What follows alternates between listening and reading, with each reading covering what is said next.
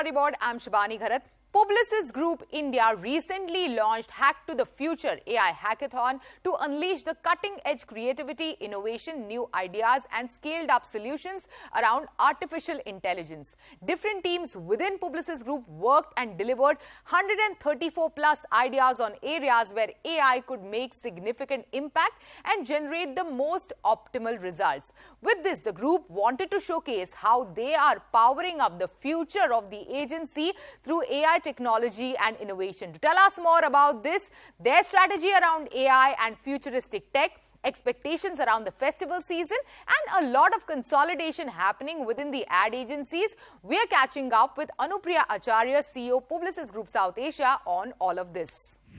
Anupriya, welcome to CNBC-TV18 again. Thank you very much. My pleasure. So, Publicis Groupe has had AI Hackathon. Hack the Future of AI Hackathon. Can you tell us more about it and the kind of ideas that were generated out of this hackathon? This one particular initiative was more to ensure that we also disrupt ourselves proactively and transform ourselves as an organization. The whole idea was, while we are creating a lot of work for our clients on using generative AI, this one was more to see how we can reinvent ourselves. And again, in the true spirit of innovation, we believe that it is important to have any such initiative across the organization and not sitting in just one corner. And some heavy-duty prizes also given out worth lakhs of rupees. Nothing motivates people than money. So what we did in that is that we firstly we got all our people involved, that they come up with fabulous ideas and great ideas that work, unlock growth for us, make us more agile, make us give better solutions, and make us better as a business. And so they stood up to that challenge, and we got more than 134 ideas across the organization. An idea that stood, you remember. Of course, I'll come to that, because it wasn't easy to go through those 134 ideas. So we had a whole group leadership team as jury. So I think 15, 16 people of us. So one of the ideas, I think with that one, the gold was contract.ai. So essentially it uses generative AI to sort of map all the detailed data around all the hundreds of contracts that we have and helps us in better decision making. That was a fabulous idea, presented very well, and it can be really transformative. So we are developing that. Also, one of the things when it comes to AI, usage of AI and generative AI is that, whatever I'm hearing from experts within the industry is that it is also putting in a lot of pressure on the agencies to increase productivity, at the same time reduce costs.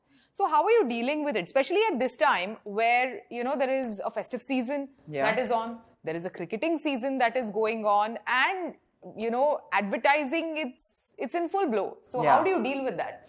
So that's a first for me, Shibani, frankly. I mean, I haven't come across any place where the client has come, okay, now, generative AI has come in place, so I'm going to know. But that's one of the advantages. I think it's a bit early for that. It's another thing that we ourselves want to disrupt ourselves and see what can happen. But I think it's still, we are far away from that still, and I'm pretty sure we'll innovate before that, right?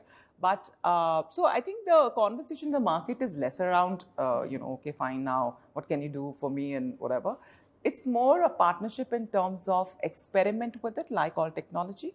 So it's a good idea to experiment with it, and you need brave clients for that who are willing to do that. So we do have such clients and such client partners.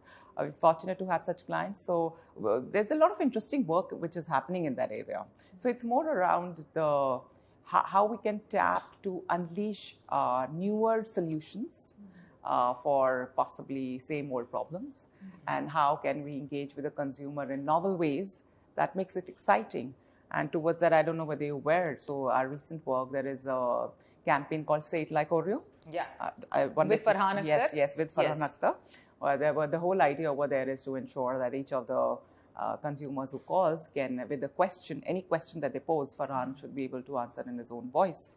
And so that is a very good example of using generative AI. So we've used, I think, ChatGPT powered with, voice modulation, cloning of Farhan's voice through voice engines. And it's fabulous outcome. I think close to 1.5 million people have asked like all kinds of questions, and they got answers in Farhan Akhtar's inimitable voice. So that was that. And the more recent one, of course, is hashtag Puma Dive. I don't know whether you saw it's all over social media again. Yes. Yeah, Yes. so that's created by LB for Puma. And there is that famous, the iconic Puma dive, the cat diving. In the past, a lot of fans have thought of Virat Kohli's dive being pretty similar and drawn that comparison. So that was a campaign idea, really. And basically, the campaign which is running is to essentially encourage viewers to take pictures of players when they're diving within the match. And then submit it, and the generative AI then sort of maps it with the Puma dive and sees how close it is, and people get to win. So it's a fun campaign, and it's all over social media. It's like fun to see where it is reaching with people. Correct, correct. Now, moving away from AI, let's speak about the festival. We are meeting in the thick of the festive season, Anupriya. Of course. And, let's also speak about business. So, how has the business fared this year? And how has the festive season that marries the cricketing season been for Publicis Group? So, we spoke, I think, here last time around the same time, and we told you how 22 was a fabulous year for us, like a really breakthrough year for us. I think one of the best across all parameters. On the back of that, when we opened 23, there were some headwinds globally for sure. Yeah. And there was the growth was slow in the first half of the year. Yes. So globally, of course, there was a lot of caution. So we also were a bit cautious, even though we had a fabulous 2022. A lot of new business wins, which were holding us well in 2023. Now that we are in the last quarter of the year, I'm happy to report that it has been a great year for us. So our new business momentum has continued. We've got a lot of new business. More importantly, our current clients have shown a lot of growth. Yes, there has been clients which are related to the more app economy and newer, there was a lot of funding which India was flushed with funds. Yeah. So a lot of them were contributing to a growth as well last few years. There definitely especially has around been big properties like IPL. Yes. So there has been a bit slowdown on that, but the good news is that a lot of other categories like food and beverage, FMCGs, autos have made up for that. So it's been a good year, and great metal wins across many award festivals. To your next question on how are we viewing the festive season, I can tell you, I'm pretty sure the consumer and the marketers are busy. We are very busy. We have no time to talk, even on the floors. Nobody has time to talk to each other. Sure. So the number of campaigns that are getting created are innumerable. Like never before have we created so many campaigns. Our production teams are a bit busy. Our creative teams are busy. And I think this is also, in some manner, possibly a little resembles a bit 2020 and 2021, where we had IPL happening towards the end of the year, just before Diwali. I think it is replicating that a bit. So we have a late Diwali this year, and right before that, we have this huge mega property, the World Cup cricket. So I think everybody's rising to the occasion. We see spends being upped across all categories. So it's not only one or two categories. So we see FMCG, the usual, the food and beverage and all of that. But we also see the real estate, the retailers. We find also BFSI. So happy days are here again for the ad industry. Happy days are here, at least in the foreseeable future, and we are all sort of geared to Diwali. Now, one of the other trends that I have seen over the past couple of years when it comes to the ad industry business is consolidation.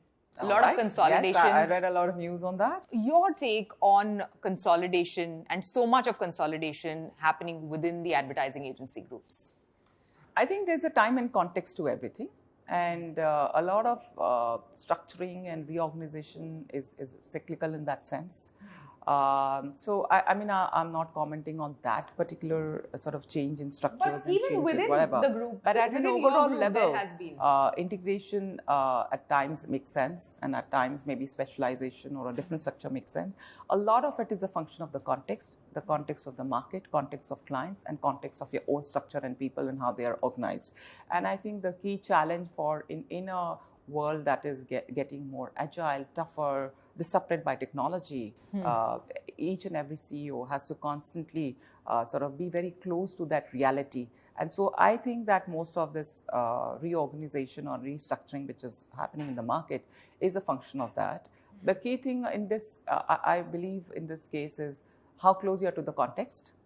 and more importantly, how well you are able to execute this. So it's not only about your strategy. The agency leaders on board, for Yes, example. yes. Execution is the key to succeed in any such thing, and how well you are able to mobilize your people and take your people with you. Sure. Thank you so much. Thanks for joining us today. Thanks for this wonderful chat. Thank you. My pleasure as always. It is time for a short break. On the other side, we have all the excitement from Group M's Brew event.